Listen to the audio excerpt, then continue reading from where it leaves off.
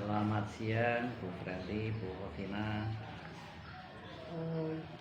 Hari ini kami ingin wawancara dengan Bapak sehubungan dengan pengambilan keputusan yang Bapak Maskur putuskan sebagai kepala sekolah di SMP 4. Selama ini bagaimanakah kira-kira Bapak dapat mengidentifikasi kasus-kasus yang merupakan mana yang dilema etika ataupun bujukan moral?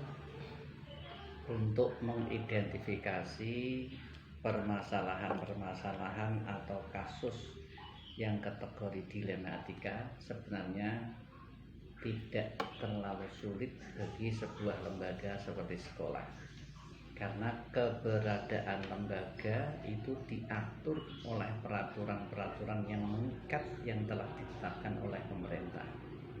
Acuan pertama untuk mengetahui hal tersebut kategori dilema etika adalah melihat apakah ada payung hukum yang memayungi atas sebuah peristiwa atau kasus. Dengan bujukan moral? Terkait dengan bujukan moral, maka hal-hal yang perlu kita pertimbangkan, sekolah itu mewadahi dari unsur-unsur yang heterogen. Ada siswa dari kalangan orang tua yang kurang mampu, ada siswa yang sangat-sangat mampu, ada orang tua siswa yang pendidikan kategori rendah, ada yang pendidikan tinggi. Maka hal tersebut harus juga menjadi rujukan ketika kita akan melihat bahwa kasus itu kategori bujukan moral. Terima kasih Pak.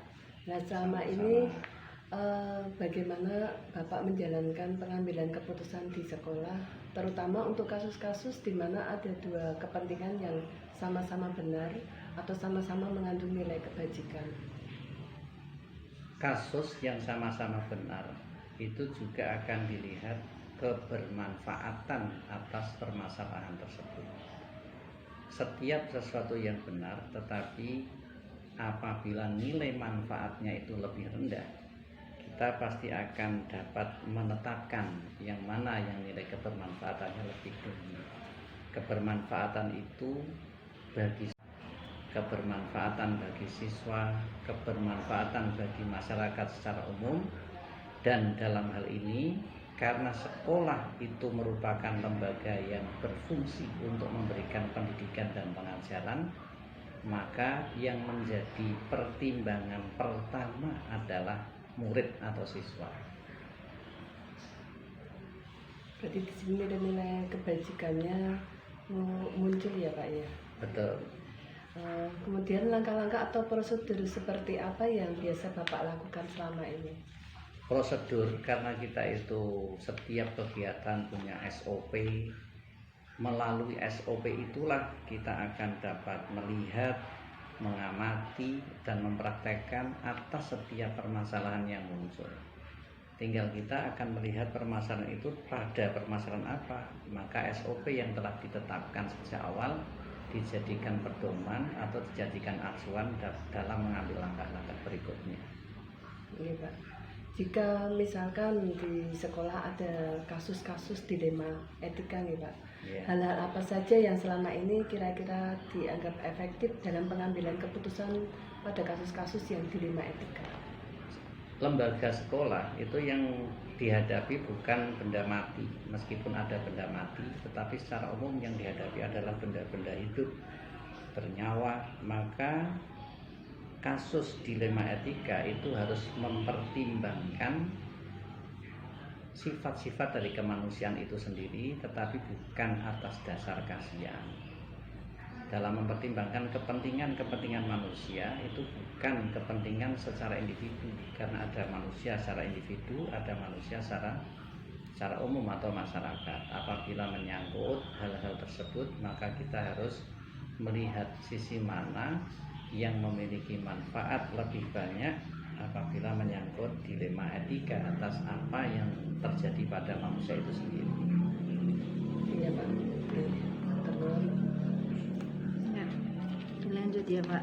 Untuk hal-hal apa saja yang selama ini merupakan tantangan dalam pengambilan keputusan pada kasus-kasus dilema etika? Tantangannya dilema etika yang namanya sekolah itu pasti ada yang namanya pro dan kontra, ada kelompok A dan kelompok B.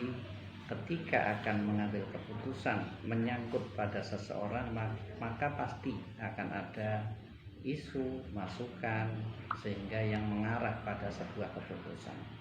Maka sebagai seorang pimpinan di sebuah lembaga, ketika menerima masukan dan sebagainya harus di cross check atau tabayun dengan pihak-pihak lain yang memiliki catatan lebih objektif.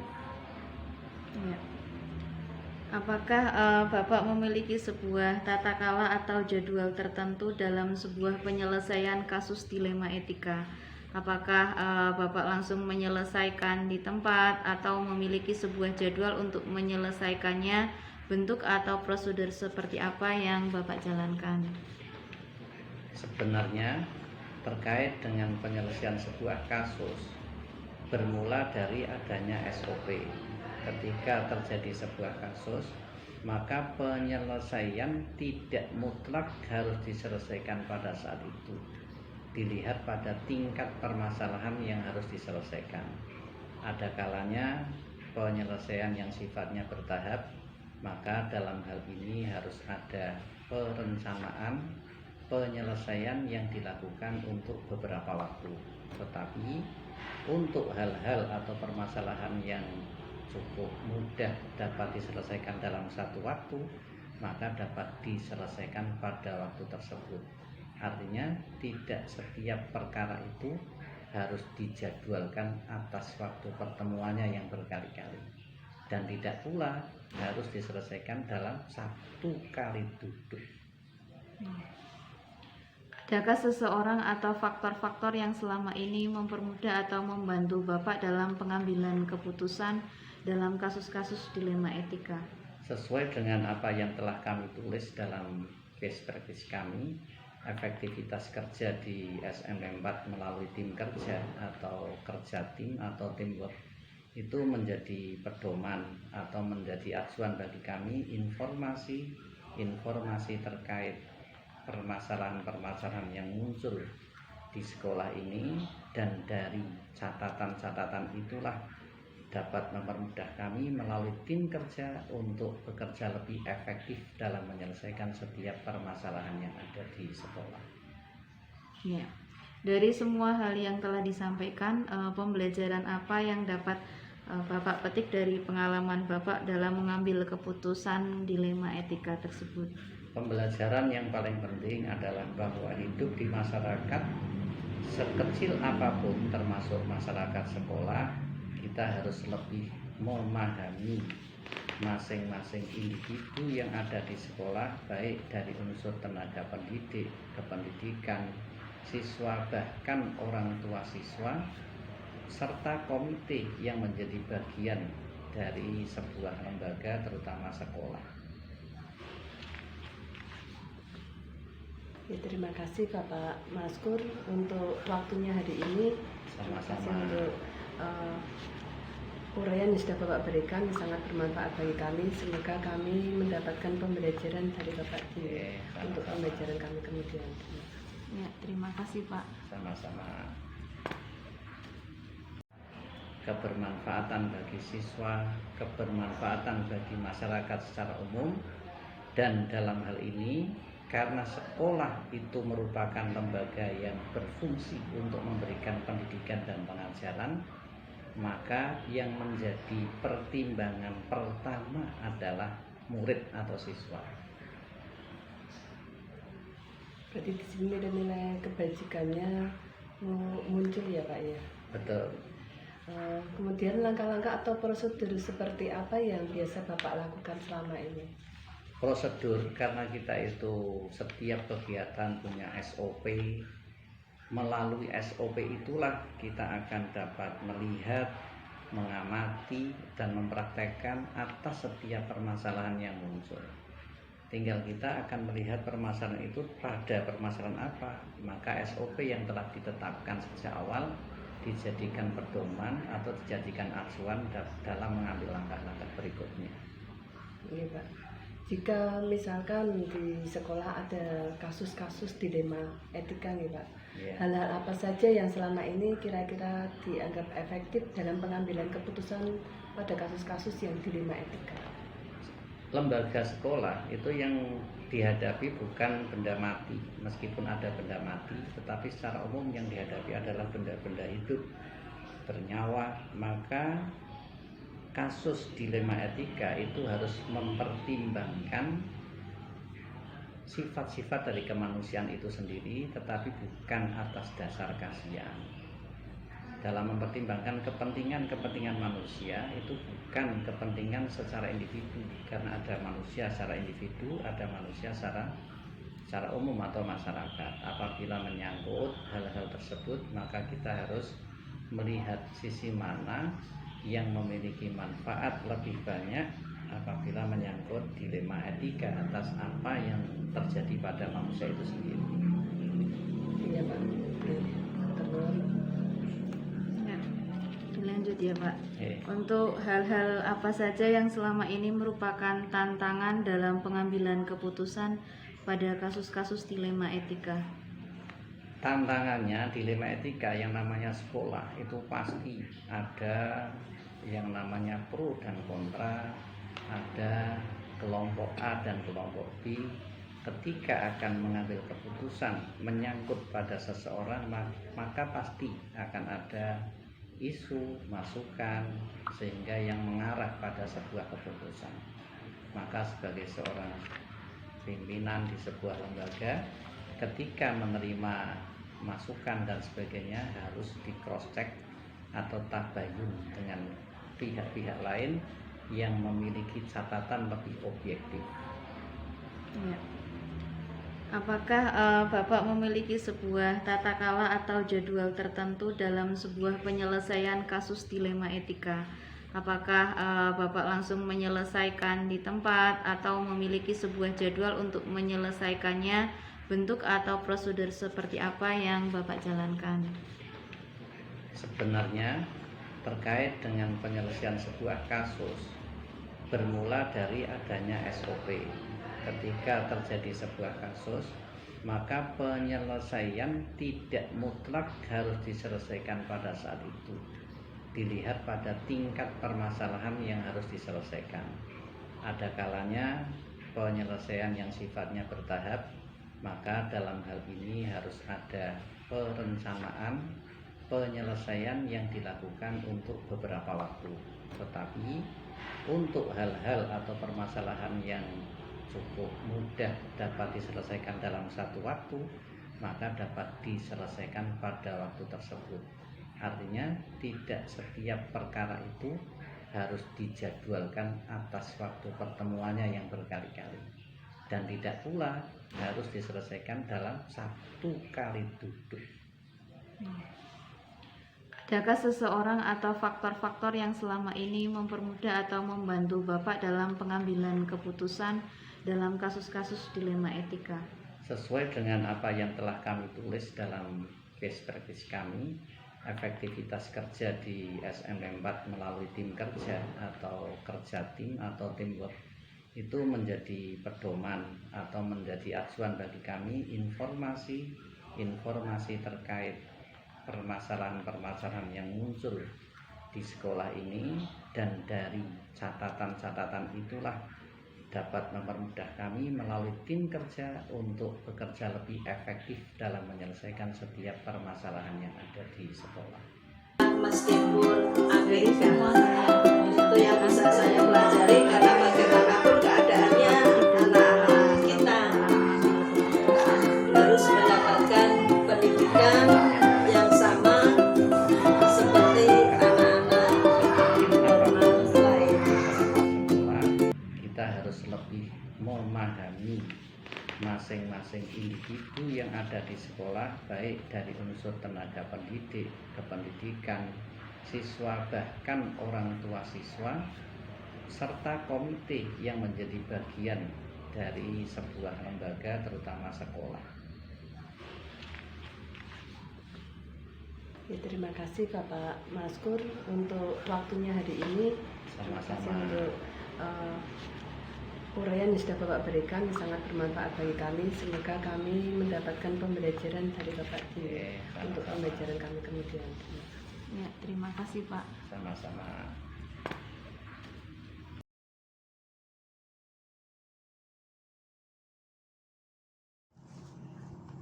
Selamat sore Bu Nur. Selamat sore.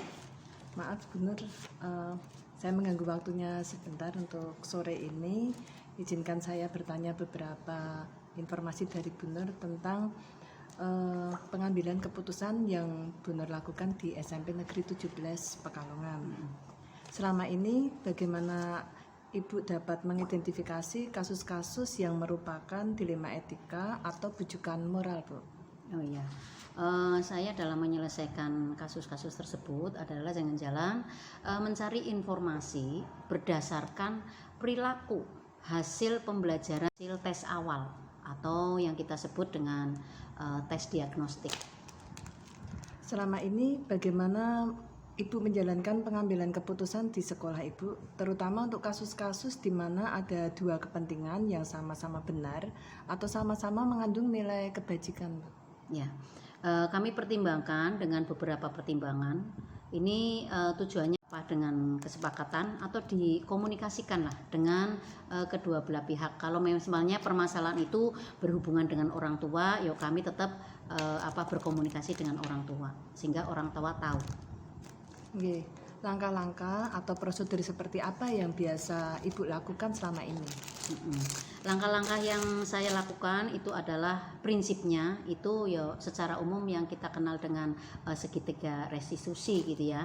Yang pertama dengan menstabilkan identitas gitu ya. Ini mohon maaf saya sampaikan yang berhubungan dengan pelaksanaan atau penyelenggaraan pendidikan inklusi di sekolah gitu ya.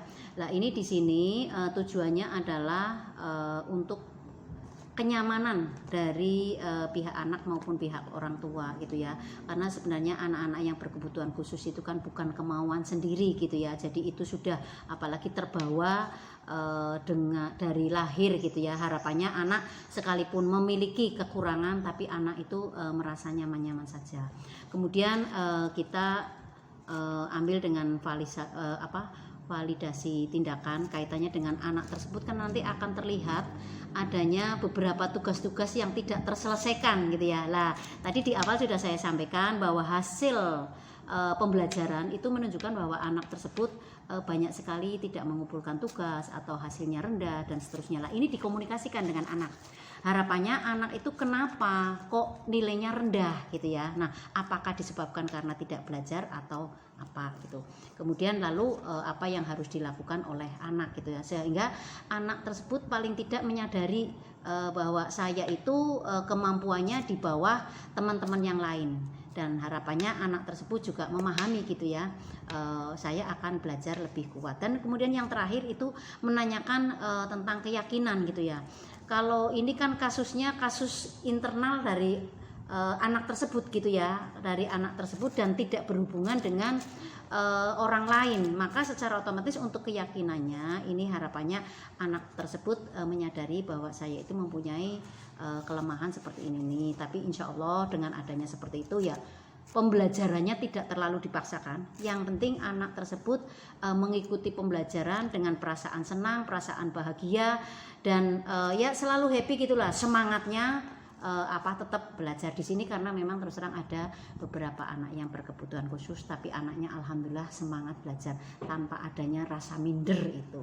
Ya, itu mungkin hal-hal apa saja yang selama ini Ibu anggap efektif dalam pengambilan keputusan pada kasus-kasus dilema etika tersebut, Bu? Iya, saya mengambil keputusan ini dengan jalan berembuk. Yang pertama dengan pihak sekolah, dalam hal ini Bapak Ibu guru atau staf.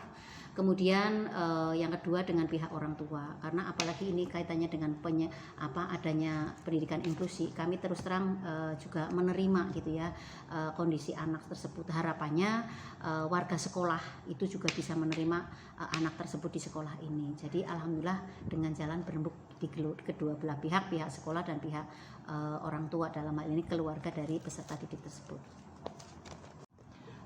Hal-hal apa saja yang selama ini merupakan tantangan dalam pengambilan keputusan pada kasus-kasus dilema etika, Bu?